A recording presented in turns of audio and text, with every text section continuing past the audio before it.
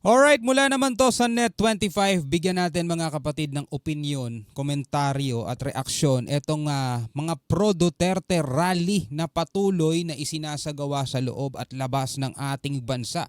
Ang sabi nga rito mga tol sa report ay lalo pang tumitindi.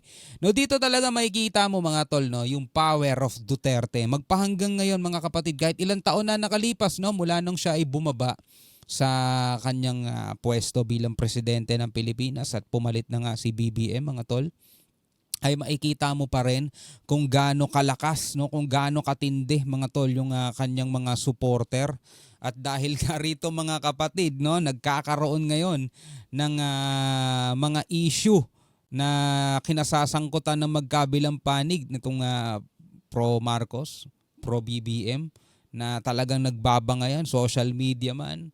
May mga kakilala ko mga tol, mga magkakatropa, mga magkakamag-anak, mga tol, nag-aaway. Huwag naman sana umabot sa mga ganung bagay, no? Anyway, panoorin natin to. Etong balitang to mula rito sa Net25 News and Rescue mga tol. Huwag na natin patagalin pa, panoorin na natin to. Pro Duterte patuloy daw nagsasagawa ng rally sa loob at labas ng bansa. Ang panawagan nila, mapauwi na ang dating Pangulo. Eden Santos, detalye.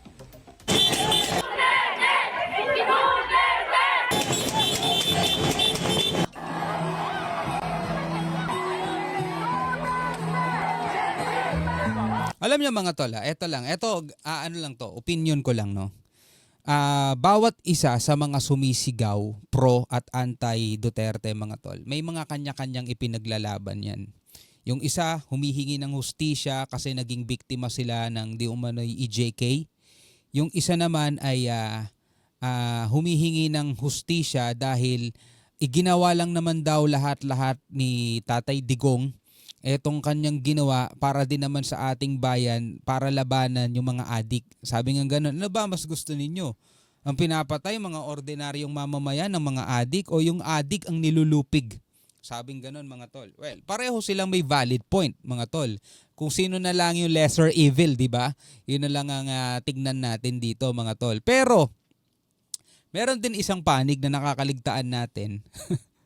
No, na ang tanging ang gusto mga tol, ang tanging agenda hindi dun sa EJK at hindi dun sa hindi dun sa panig na Duterte. Politika naman mga tol, politika. Hindi natin alam kung nasa ang panig 'yon mga tol. Bahala na lang kayo mag-isip kung nasa ang panig 'yon. Pero tatlo 'yan. 'Di ba? Pro doon sa naniniwala na tama yung ginawa ni dating Pangulong Duterte na war on drugs. Yung dito sa anti, yung mga nagsisisigaw na paano yung mga nabiktima ng EJK. Pangalawa yan. At yung pangatlo, eto na pagkakataon namin para gantihan ka. Ganon mga tol, no? Tuloy natin to. Tuloy-tuloy ang kilos protesta ng mga taga-suporta ni dating Pangulong Rodrigo Duterte sa loob at labas man ng bansa. Lakas pa rin, Patunay no? ang mga pro-Duterte rally na iisang isinisigaw, Bring Home FPRRD. Pero ako mga tol, malamang hindi alam to ng mga DDS. Hindi alam to ng mga DDS kasi nakafocus lang sila doon sa mga reaction natin na masakit sa tenga nila. Pero noon pa man, no? Bago pa man tayo mag-reaction sa West Philippine Sea, mga tol, ay hindi talaga ako sang-ayon na manghimasok ang ICC dito sa ating bansa. Bakit? Kasi meron tayong judicial system sarili.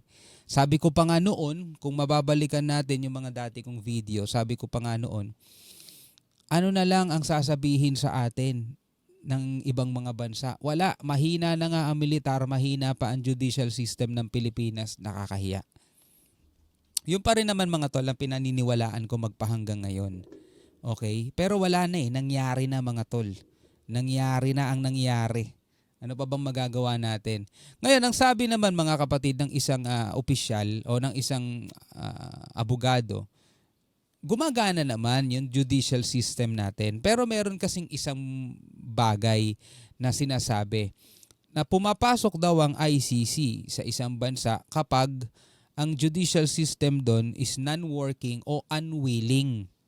Ibig sabihin mga tol, hindi sila willing dinggin itong mga reklamong to.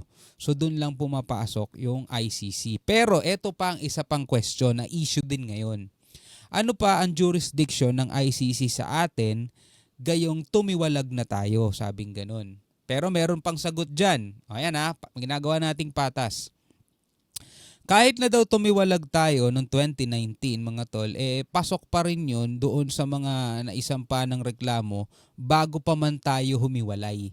Sabing ganon mga tol. Ngayon, abogado sa abogado, may nalalaman sa batas pareho pero magkalaban sila ng paninindigan o paniniwala mga tol. 'Di ba? Isa lang ang dapat nating tandaan mga kapatid, no? Pare-pareho tayong Pilipino. Dapat hindi tayo nag-aaway-away. Pero wala na, nangyayari na eh. Ano pa bang magagawa natin mga tol? Ang kailangan na lang natin sigurong gawin is ihinahon na lang natin ang ating sarili. Kasi mga kapatid, 'di ba? Kapag galit ka at kapag punong-puno ka ng emosyon, mas lalong nagiging estupido. Kasabihan 'yon mga kapatid, kasabihan 'yon. Pakita ko sa inyo yung kasabihan. O eto sabi, the more emotional we become, the more stupid we become because our attention is narrowed down so much. We can only see reality through one point of view. Yun ang sabi mga kapatid. Well, Human Givens Diploma Manual. Kapag masyado tayong emotional mga tol, mas lalo daw tayong nagiging stupid dahil nasesentro lang mga tol yung ating kaisipan sa iisang tingin lang o isang pinaniniwalaan mga tol. Well, di galing sa akin yan. Binasa lang natin yan. Sa tingin nyo ba, totoong nangyayari yan? Comment kayo sa ibaba. Ngayon, balik tayo rito. Will never get tired until you are home! Suportado rin ng mga ito ang War on Drugs campaign ng dating administrasyon. Ito, malaki-laki ito. 1.4 million plus surrendered for rehabilitation. Ito yung mga drug addict na isalba rin ni Tatay Digong. Ito may 1.4 million na mga drug addict. Idiniin naman ni Atty. Raul Lambino na dating Administrator at Chief Executive Officer ng Cagayan Economic Zone Authority at Presidential Advisor for Northern Luzon na sa panahon ng Duterte administration ay mahigit 1.4 milyong drug addict ang sumuko sa gobyerno. Nilinaw nito na hindi napatay sa war on drugs ang mga ito kundi nagparehab. Anya ito'y batay sa datos na inilabas noong 2019 ni dating Foreign Affairs Secretary Teodoro Teddy Locsin Jr. Dagdag pa niya na nagresulta ang war on drugs sa pagbaba ng 30% ng crime rate sa bansa na kinabibilangan ng pagnanakaw, rape, violence against women at iba pa. Nanindigan naman ng Actually, marami akong kakilala mga tol. No, marami akong kakilala, mga kagrupo ko pa. Nagsasabing mas feel safe sila noong panahon dati ni Pangulong Duterte kaysa daw sa ngayon. Well, hindi galing sa akin yun. Galing yan sa mga kakilala ko. And valid naman din yung point nila mga tol dahil karapatan nila magsalita. No? Ako hindi ko nasasabihin kung ano mas feel ko. Baka sabihin ninyo bias mga tol. Pero kayo, ano sa tingin ninyo? Kung anong mas feel safe kayo, no? Panahon ngayon o panahon dati. Wala naman tayong dapat pagkumparahin dahil wala naman nagbago mga kapatid, no? Talagang mahirap pa rin ang kalagayan ng ating bansa. Hirap pa rin tayo makahanap ng trabaho. Hirap pa rin tayo sa sweldo at patuloy lang na tumataas ang mga bilihin mga kapatid. Marami pa rin mga Pilipino ang baon sa utang. Malacanang na mismo ang dating administrasyon ang humiling na ipatigil muna ang pag-iimbestiga ng ICC sa war on drugs. Kinwestiyon kasi ng kampo ng mga Duterte ang mabilis na pag-aresto kay FPRRD at ang paglilitis ng ICC na walang jurisdiksyon sa Pilipinas. Kung meron po siguro dapat sisihin kung bakit nagpatuloy ang ICC, yun na rin po ay ang dating administrasyon dahil hindi sila agad kumilos patungkol dito sa mga kasong ito na nirereklamo patungkol sa madugong war on drugs.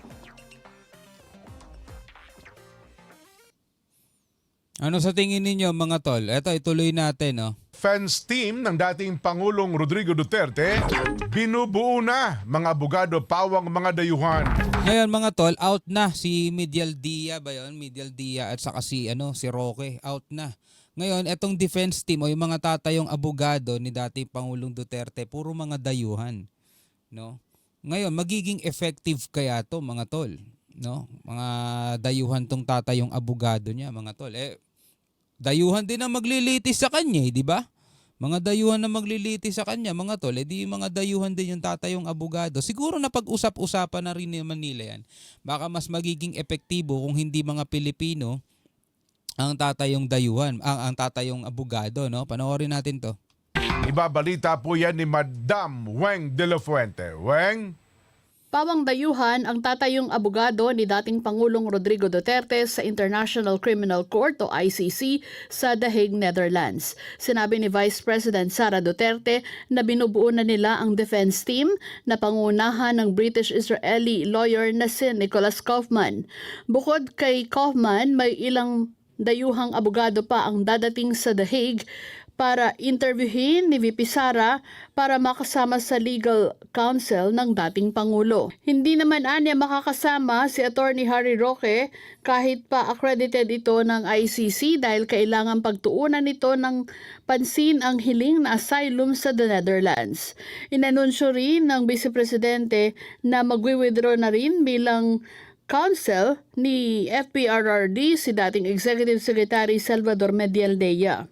Sa sandalian niyang mabuo ang defense team, uurong na si Medialdea dahil naisumano nilang pawang dayuhang may kasanayan sa ICC ang hahawak sa kaso.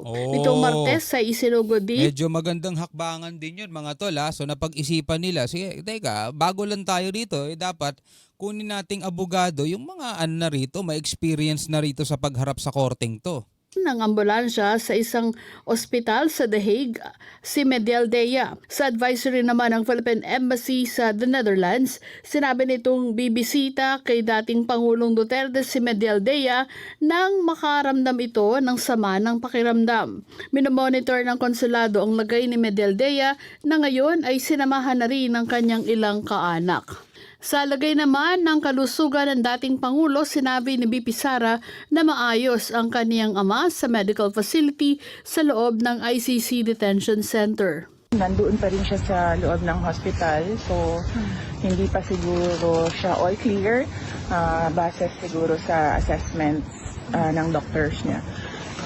He's in very good spirits. Meron siyang, tinanong ko siya kung kamusta yung pagkain, sabi niya meron namang rice. And then tinanong ko siya kung paano yung ulam, sabi niya half-half daw. So hindi ko alam kung ano yung ibig sabihin ng half-half. Tuloy naman ang vigil at mga protesta ng mga supporters ng dating Pangulo at ng mga supporters ng biktima ng extrajudicial killings sa labas ng piitan. So ngayon yan ang naglalaban, no? Mga supporters at saka mga antay. Yung mga nananawagan na ikulong si dating Pangulong Duterte at nananawagan, Duterte panagutin, na nakasulat dito sa kanyang banner. Tapos meron namang nananawagan na pauwiin, no, mga tol. Pero alam mo ang hindi ko nagustuhan, isa sa mga hindi ko nagustuhan is yung idadagdag daw sa kaso, baka maidagdag pa sa kaso sa reklamo kay dating Pangulong Duterte. Yung mga taga-suporta daw na hinaharas yung ICC judge, no? Pwede sigurong makaapekto sa motion. Pero hindi naman siguro fair kung dadagdagan pa yung reklamo dahil sa mga nangaharas na mga Pilipino. Dadala rin kasi ng emosyon, mga tol, no?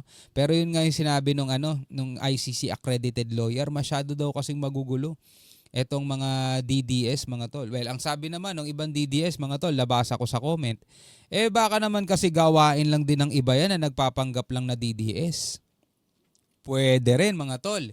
Hindi natin sinasara ang pintuan sa ganong posibilidad na pwede rin. Dahil tulad nga nung sinabi ko, mga tol, merong mga, alam mo yon, gumagamit ng opportunity na to para lalong gumulo, mga kapatid. Wala silang ibang hangarin kundi gumulo. Kasi meron silang pansariling agenda. Hindi sila pro-administration at hindi rin sila pro-Duterte. Sino sila? Hindi natin kilala, mga kapatid, no? Anyway, bilang isang Pilipino, ano masasabi mo dyan? Comment ka na lamang sa ibaba. Hanggang sa muli, ako nga pala si Shobaldi. Peace out.